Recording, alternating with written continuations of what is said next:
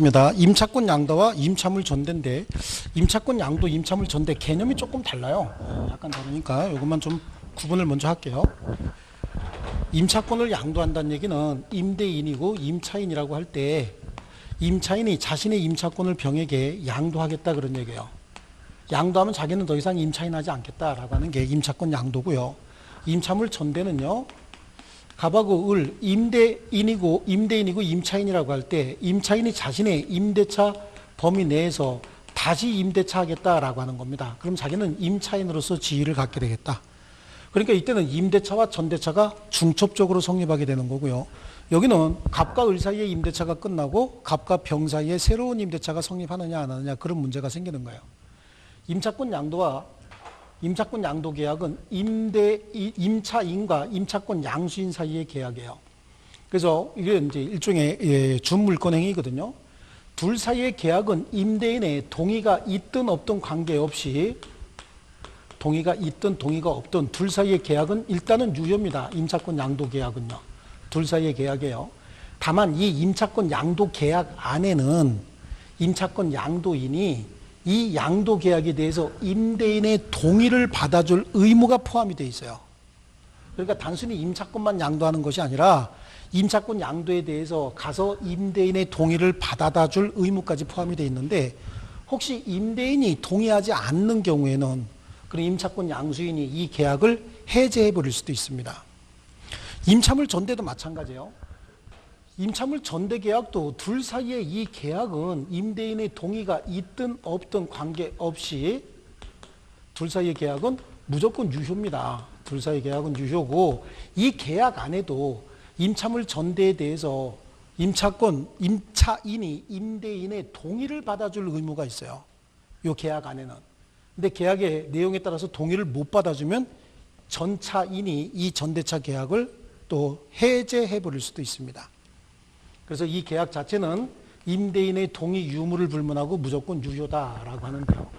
여기는 다 이제 임대인의 동의 있는 거, 여기도 임대인의 동의 있는 걸 설명을 할 거고, 임대인의 동의 없는 임차권 양도나 임차물 전대는 양도나 전대 똑같습니다. 임대인의 동의가 없었다라고 한다면 갑이 있고 을이 있고 병이 있는데 임차권을 양도하거나 임차물을 전대하는 계약에 대해서 임대인이 동의하지 않았다.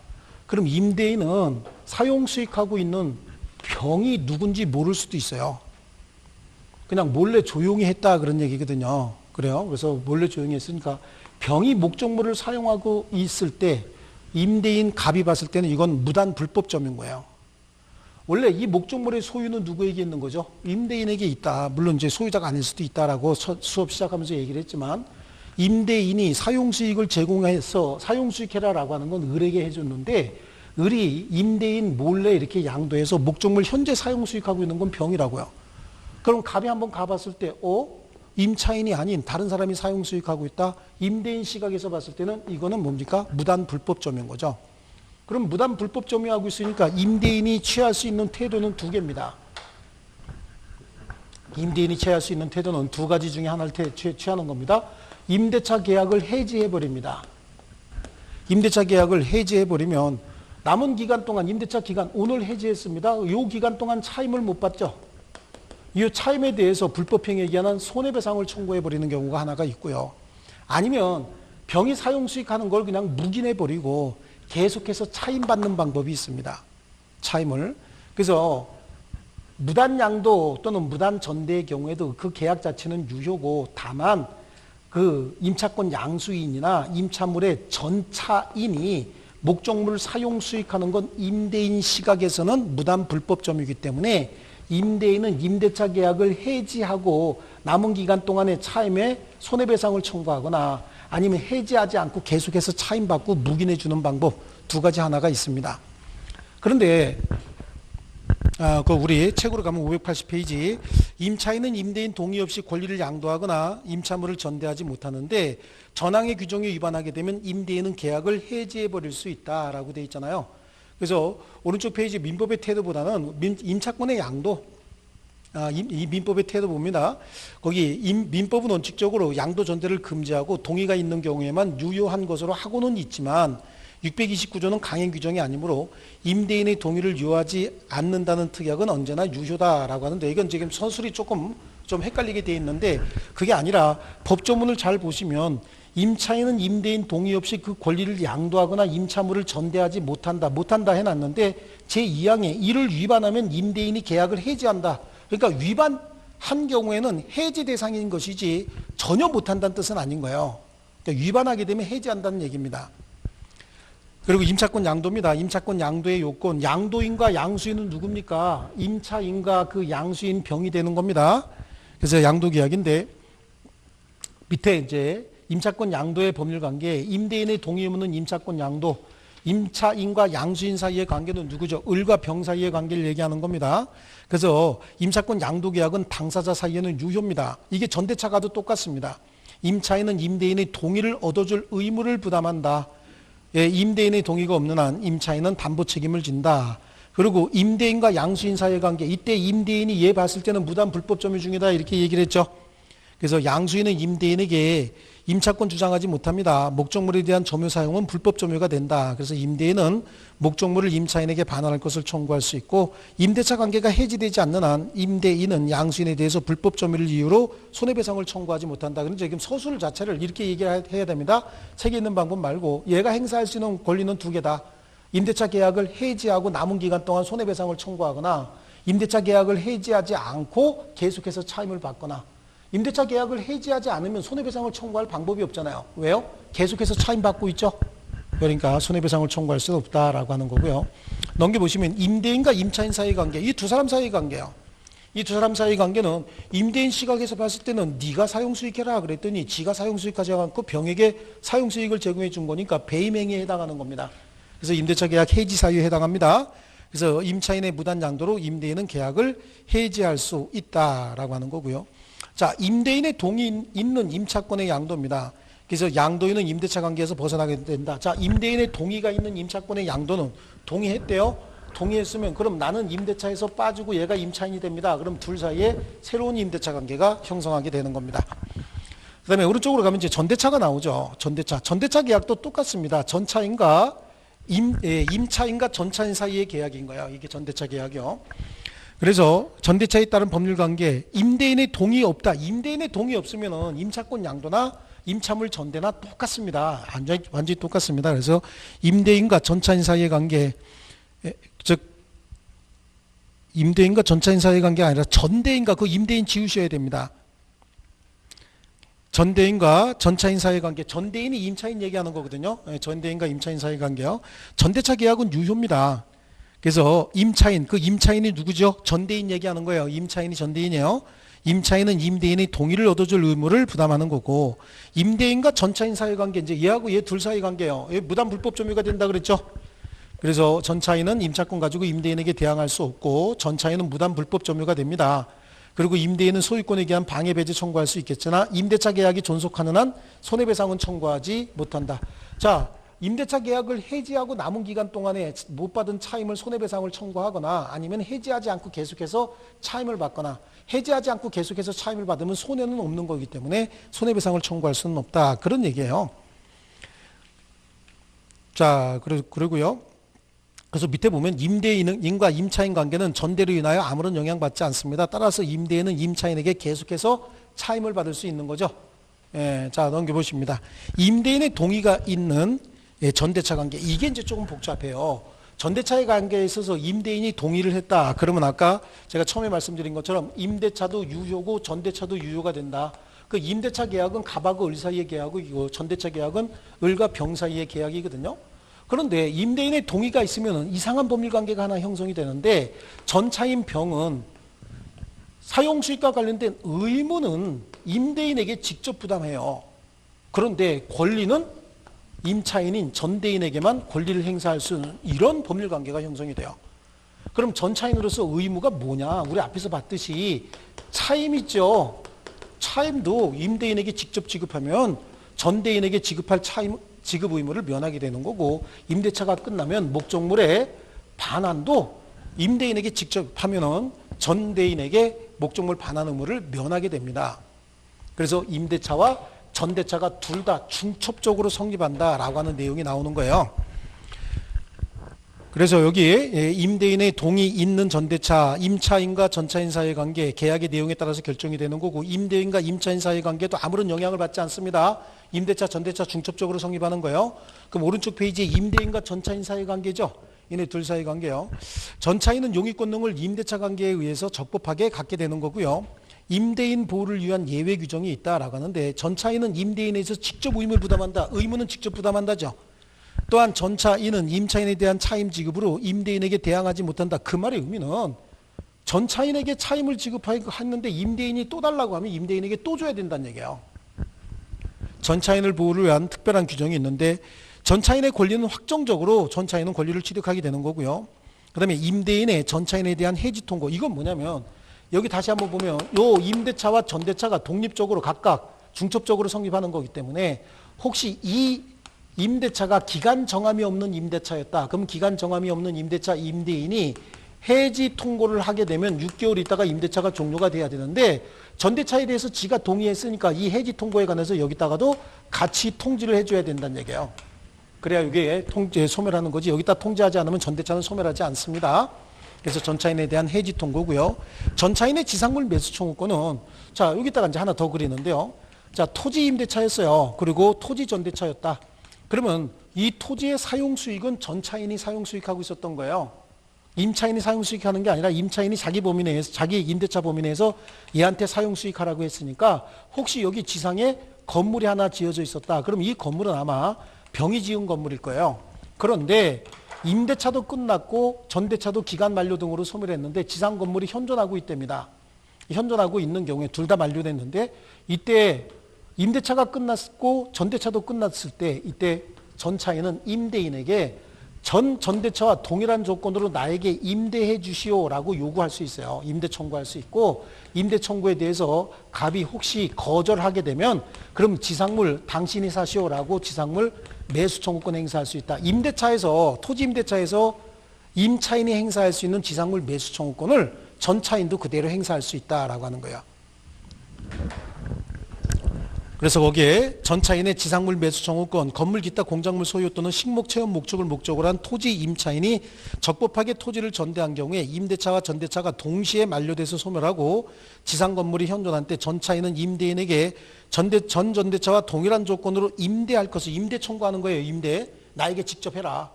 임대 청구할 수 있고 임대인이 이를 원하지 않을 때 거절하게 되면 지상시설 매수 청구할 수도 있다. 그 다음에요. 전차인의 부속물 매수 청구권. 이게 혹시 토지 임대차가 아니었고 건물의 임대차였고 전대차였다. 그러면 임대인이 갑이고 임차인 을이고 병이 전차인이라고 이렇게 보면 병이 갖다 붙인 물건이 있대요. 이 부속물 매수 청구권은 혹시 임대인의 동의를 받아서 부속시켰다든지 임대인으로부터 매수한 부속물이 있으면 당연히 매수 청구권 행사할 수 있겠지만 하나 더 있어요. 혹시 여기 있는 이 부속물은 임대인의 동의를 받아서 전대인으로부터 매수한 부속물도 있을 수 있죠. 그러니까 이건 여기 하나 더 들어가는 거예요. 그래서 갖다 붙이긴 병이 갖다 붙였어도 임대인의 직접 동의 받아서 또는 임대인으로부터 매수한 부속물이 있다든지 아니면 임대인의 동의를 받아서 전대인으로부터 매수한 부속물의 경우에는 매수 청구권 행사할 수 있다. 자, 그런 거고요. 보증금과 권리금이다라고 하는데 사실은 보증금과 관련돼서는 이거 판례가지고 그냥 끝내야 되는데 자, 임차인은 임대인에게 차임 지급 의무나 목적물 보관 의무를 부담하게 되는데 이를 담보하기 위해서 보증금을 교부하게 됩니다. 그런데 보증금 계약은 임대차와 독립된 계약이에요. 보통 임대차 계약을 체결하면서 나는 사용 수익을 제공해 줄 테니 너는 차임을 지급해 달라. 차임을 달라라고 약정을 하면 임대차 계약은 성립하는 겁니다. 그런데 임차인이 차임을 제대로 지급할지 여부가 불투명하기 때문에 보증금 계약을 이제 보통 이렇게 체결합니다. 그래서 내가 이러한 것들을 사용 수익 제공해 주겠다. 그 대신 너는 매월 차임을 지급해라. 라고 해서 임대차 계약이 성립하게 되는데 이 임대차를 담보하기 위해서 별도로 보증금 계약을 체결하는 겁니다. 그럼 보증금을 지급하자라고 하는 별도의 합의와 그에 따라서 보증금이 지급이 되면 보증금 계약이 성립하는 거예요. 이건 우리 계약금 계약과 마찬가지로 보증금 계약은 임대차 계약과 완전히 독립된 계약이고 다만 임대차에 종된 계약입니다. 그래서 이것도 독종 계약이다라고 얘기하고 이 보증금 계약은 요물 계약으로 할 수도 있고요. 낙성 계약으로 할 수도 있습니다. 이건 선택할 수도 있어요.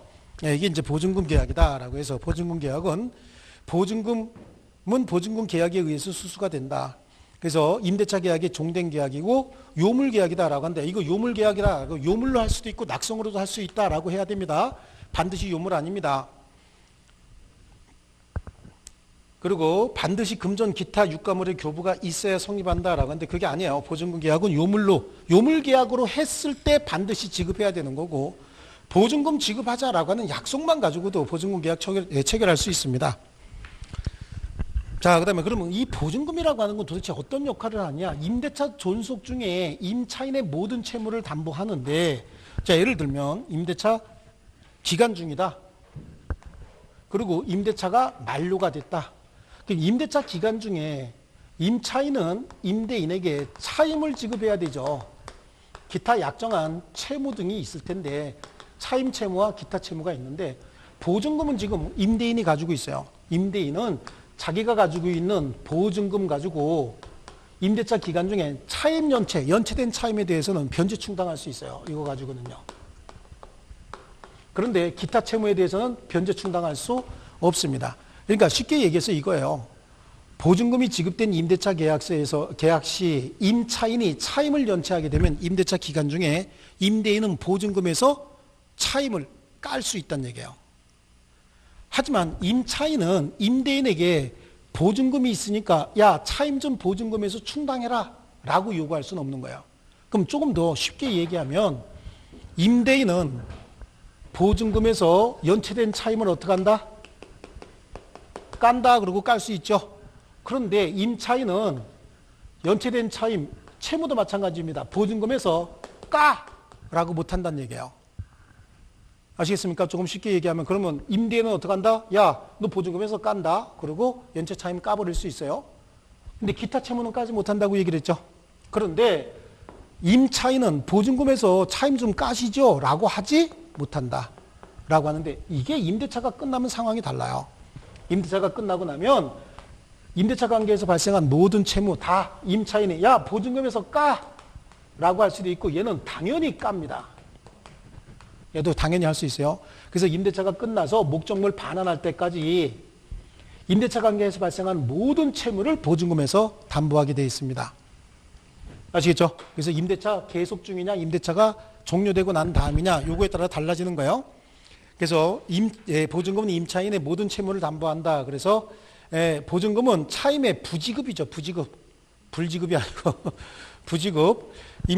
임차물의 멸실 임대차 관계에서 발생하는 임차인의 모든 채무를 담보한다. 담보한다는 얘기는 보증금에서 우선 변제 받아갈 수 있다 그런 거죠. 담보권이 그거잖아요.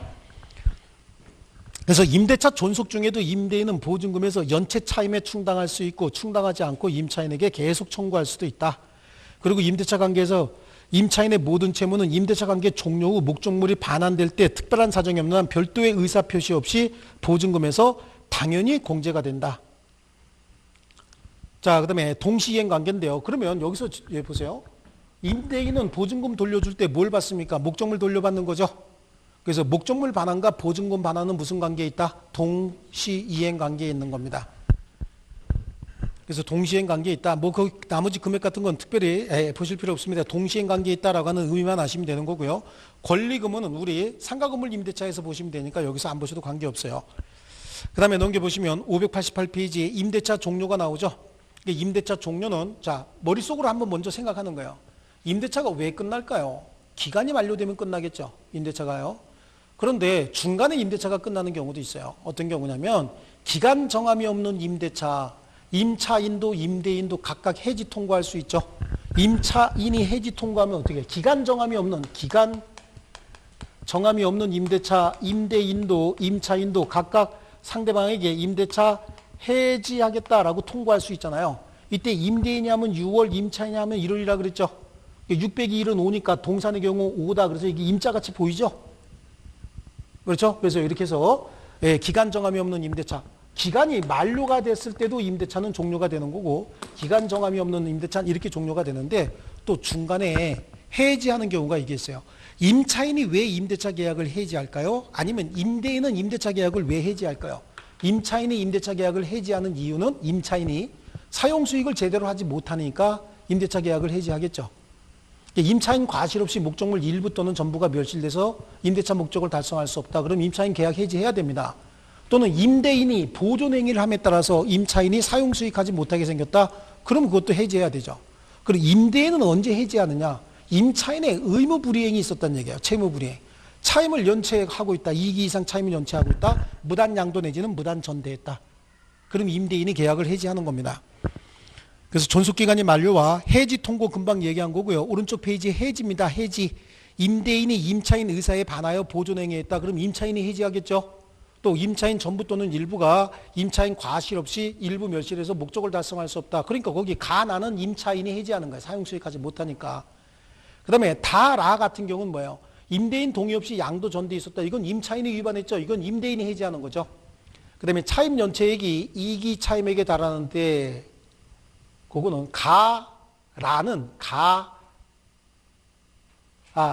가나는 임차인이 한다 그랬죠. 다라는 임대인이 해지하는 겁니다. 의무 위반을 이유로. 자, 이렇게 돼서 이제 임대차까지 끝낸 거고요. 네, 됐습니다. 이렇게 돼서 우리 민법은 이제 여기까지가 다인 것 같고요. 다음 시간에는 우리 민사특별법 있죠. 주택임대차보호법, 상가건물임대차보호법과 관련된 민사특별법을 계속하겠습니다. 이제 민법은 끝이 난 겁니다. 좀 쉬겠습니다.